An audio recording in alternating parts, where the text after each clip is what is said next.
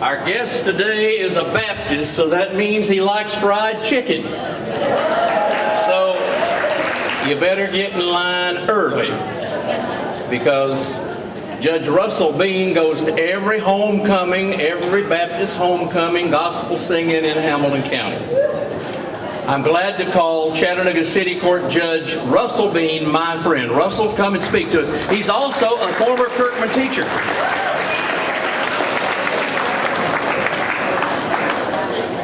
Well, thank you, Earl. When I was first asked to speak, I had three questions that I was going to ask. To start with, I'll tell you the third question I asked was, how long did Earl want me to speak? And he said, oh, about 2 hours. He said, they're not hungry, so go ahead and talk for about 2 hours. So I've got maybe I've got 2 hours in here. The second question I asked was, why me? Because I taught there only 1 year, and all of you folks, most of you, were there for 4 years and have a lot of memories of that. And Earl said, well, you were a teacher in the 60s, so we would like to have you do that, come speak. The actual first question I asked him was, how much did it pay? And Earl said it didn't pay anything, and that may be one of the first lessons y'all learned when you were at Kirkman, or at least in life, that you get what you pay for. So that's what you got today.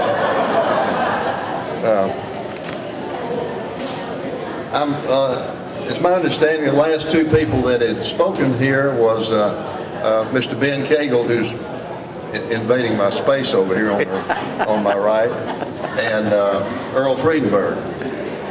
And that was a little ironic, because when I went to Kirkman the first day when I was hired as a teacher, and I was walking down the hallway, there was a wanted poster on the wall for Ben Cagle in his hot rod car. And then I went to the library and I looked in the annual, and I think it was 1965, and had Earl in there, and I didn't know that Earl was a superlative, but it had in there that he was the person most likely to end up alone.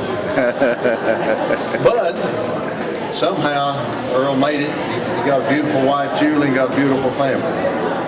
No, actually, the truth is, I hate to follow two experienced radio guys. It's kind of like it's a lot of football talk today, and I got my Tennessee orange on that we just got beat. But it's kind of like in football talk, I'm following Bear Bryant and Nick Saban in Alabama for the last two speakers. And whoever follows me next year will be like following Butch Jones.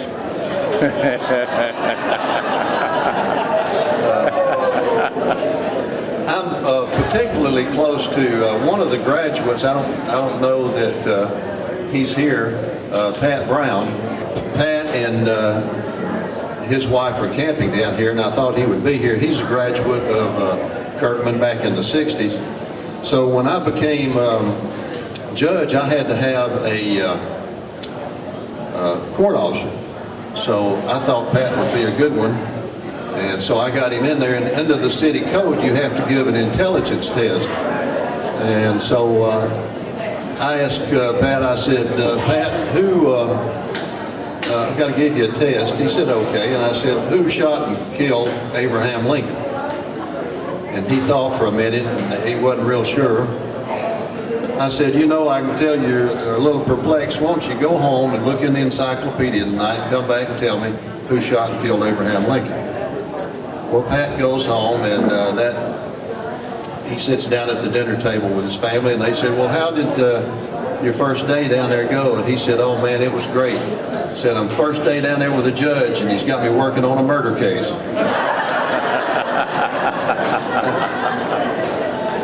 Actually, Pat became mayor at Red Bank. And he was one of the many, many successful graduates that Kirkman has had, along with many of you. I wouldn't start naming them because I'd leave a lot of people off, so I won't try to name all of them. Kirkman really needs a Hall of Fame because there would be so many people that would be in the Hall of Fame, probably a lot of you that are sitting here now. You know, it was recently, I graduated from Red Bank High School, and I recently went to the Red Bank High School Hall of Fame induction, and I go every year because it's very moving. And most of the honorees there always mentioned the teachers that had touched their lives. And I'm sure each of y'all have had teachers that have touched your lives and have influenced you in good ways. I did not attend Kirkman, but I did teach there for the 1 year in 1968 and 1969. I had graduated from law school. My father was a successful lawyer here in Chattanooga, so everybody wanted me to come back. But I always wanted to teach, and I had been a history major in college, and I wanted to teach. And I told Dad that I wanted to try that first. And back then I had the city rather than the city county, but I talked with the city, and the only job they had was in special ed at Kirkman. So I took the job at the special ed. The other two teachers that were in special ed at that time were Herbert Birchfield and Roger Castleberry. Mr. Birchfield was the head of the department. Mr. John Turcott was the counselor and advisor that placed these young people at different places once they graduated. I did find out quickly that a lot of these students were special, but they weren't special in the way they were talking. They were special in that they didn't like to write or read or do math a lot, but they all had certain traits. They knew electricity, they knew how to fix an automobile, they knew how to build a house. So I found out quickly that they were great candidates for the trade school. They reminded me a lot, I think, of the way Kirkman originally started. You know, when Kirkman started, the word is there was 11 students from other schools that went down to start a trade school. And those 11 students were the same type. They didn't want to have a lot of math and things of that nature, but they wanted to have a trade. And Mr. O.C. Kirkman brought them down, started the 11, and that was the start of the trade school. That school evolved into the industrial school for Chattanooga, which was at that time the Dynamo of Dixie, and had all of the factories around, and Kirkman Tech really was the placement school for most of these workers that were at these different places. I looked in the annual that I brought today at some of the different things that the students had to take there and that were placed in. Had machine shop, electronics, welding, drafting, sheet metal, cosmetology, business education, distributive education, printing, refrigeration, auto mechanics, and woodworking and building. So you can see from all that, all of these students at Kirkman were getting a good education. In my first year at Kirkman, I had so many good memories. Each morning when I would go in, we would go to the faculty lounge, or we would go to the boiler room, which some of the guys would, and we'd all talk about what had happened in society, and also talk about how we could better the school. One of the people that would come down was Jack Carr. Jack had been principal, and Jack had left, but he wanted to come back, and he missed it so much. He had also been coach, I think, there before. Our principal was there, Ernie Lewis. Ralph Pennington would come down. He was the assistant principal, or the principal of the industrial part. Our football coach was Kerry Henley. Our basketball coach was Jay Ackerson, and Mr. Turcott and Juanita Merrill, who was the ladies' gym coach and coached different things. They all would be there at that time. And I got to know, of course, our section was a little different, but I got to know all the regular teachers. And I will tell you, I've had a lot of teachers. Education from elementary school junior high, high school, law school, and I didn't see any teachers that were as dedicated as the teachers that I found at Kirkman. Some of those teachers that were there when I was there that really inspired me was Miss Louise Walden, Ms. Ballinger, Mr. Cardwell, Ms. Houghton, Mr. and Ms. Apperson. Ms. Stevenson was in the library. We had Ms. Hazlitt was in the religion, which gave us a prayer each day. And Mr. Barnes was in auto, and Ralph Fine. There were several wonderful teachers there. That attitude of the teachers made me want to be involved at Kirkman more than just over in that department I was in. So I did do that. I was the sponsor of the Optimist Club.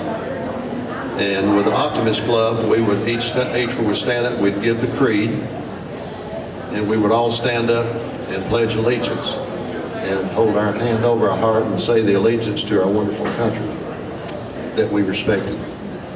Also in basketball, I became a good friend of Jay Jay Ackerson, and I was the scorekeeper, and I was the PA announcer. And I did a little bit of coaching, just throwing the balls to the guys when they did the layups. And they actually had a good basketball team. They had Hollis Stockberger, who was about 6'6" back then, and everybody else was about 5'11" or so. Hollis made all city and did just a wonderful job. The basketball team had a good record. The football team, Kerry always would pull his hair out because he had great players that played. But there were so many of the players that the people, he'd go up to them in the hall, wanted a big guy to play, and they said, no, I'm co-oping. I've got to go to Combustion this afternoon. I've got to go to DuPont, or I've got to go to Wheeling. So Kerry just said, I don't know what in the world I'm going to do. I said, do the best you can. But I helped them some just selling tickets and things like that. And believe it or not, in that first year, I became a coach. The way I became a coach was the coach of this particular sport had left, and they had appointed another person, and then he became ill. So I was in my room one day and knocked on the door, and it was Mr. Lewis. He said, can I see you out in the hall? And I thought, oh me, what have I done? So I go out in the hall, and he said, have you ever played golf? And I said, yeah, a couple of times. He said, good, you're the new golf coach. And fortunately for me, there was one of the players, Jimmy McMurray, his father was a good golfer, so I got him to help us, and we actually won 2 or 3 of the matches, so we did pretty good. Mr. Lewis and I became very close friends, and in fact, I even represented some of his family after that on civil matters, and he and I just kind of took a liking to one another. I think one of the reasons, when I first got there, Kirkman had dances, and I don't know if any of you from that year remember this, but the kids in my class didn't go to the dances. And so I went down and reserved 2 tables for them. I told them, I said, no, y'all are going to go to the dance. Y'all dress up and we'll go to the dance. And there was a little bit of an issue, but we came to the dance, and Mr. Lewis appreciated that. Not many of the boys would dance, so I danced with the girls. And I think he always appreciated that. One thing Mr. Lewis, Ernie did do for the Christmas faculty party, he had me, he said, you need to dress up like a woman, and we want you to sing, we're going to play Harper Valley PTA, and you go around and point to all the teachers on what part they did. So I practiced on that, and lo and behold, the night before I was going to do it, I caught that Hong Kong flu that was going around. It was going into school, and I had a great time at Kirkman, but boy, that was about the worst thing I've ever had going. I was out for 2 weeks for the Christmas break with it, and didn't come back for a week. When I came back, all my students in my class said, Mr. Bean, you look horrible. But those were all wonderful memories. You know, at the end of the year, I had taken the bar association and had passed the bar, so the word was kind of out that I was probably going to leave. I really wanted to stay. I loved school and I loved those children, but I was making $6,500 as a teacher, and my father and his partners offered me the first year $32,000. So I thought a minute, and greed set in. But anyway, most of them in my class and all around, they knew I was going to leave, so they would come and they wrote, I've got my annual here, they wrote a lot of nice things about me and about how they wished I'd stay and how I wish I'd changed my mind. But there were two boys in the class that always just gave me a hard time. One of them's name was Danny, and the other one's name was Jimmy. And I could ask them a question, and they'd answer it with a question, you know. And I'd ask them about the homework, well, why do you want to know, or something like that. It was just always something that would give me a hard time. So I was reading my annual, and I read all these nice things, and it was really pumping me up. I was really thinking, boy, I've done well here. And then I got to what Jimmy had written. And what Jimmy wrote in there, he said, Mr. Bean is okay, but there's something wrong with him. So that totally deflated me. But you know, after I did leave and I had my law office, a lot of the students would come up and see me. And two of them that came up almost the most was Danny and Jimmy. And the students would come up and they'd just sit in there and they'd want to talk about their family. They'd want to talk about, some of them had gotten married. Some of them lost their parents and they'd talk to me about that. Some of them had troubles in their marriage or divorces and they'd talk about that. And then when they had their children, they'd always bring their children up to see me. So because of all those experiences, in 1990 and 91, when they wanted to close Kirkman, I, along with Jack Benson and I'm sure Earl and a lot more, we really tried to keep them, if they were going to close it, move Kirkman to a freestanding school where it was the home school. And as y'all know, it didn't happen. And I think two things really closed Kirkman. One, industry left Chattanooga, partly because of the pollution, and they wanted to change it and they wanted to change the image of Chattanooga. And the other was the location. I think everybody here knows the location was down where the IMAX and the Marriott and all that is. And even when, some of you might remember this, when they were tearing it down, we also fought for them to save the smokestack. And we thought we might have had that done, but they came up, and it might have been true. They said that was a danger, that it was straight up, it could fall, and so we lost that too. So that was really one of the last memories of Kirkman. No, the last memories and the last legacy is y'all. As long as you live, and even the stories that you tell will be a legacy for Kirkman. Earl, I don't believe I can go 2 hours. I think that's about all I have. I want to thank y'all for having me here. And I looked through my annual and it brought back the memories that I had. And I hope some of the things that I've said have brought back the memories that y'all have. Okay, thank you very much.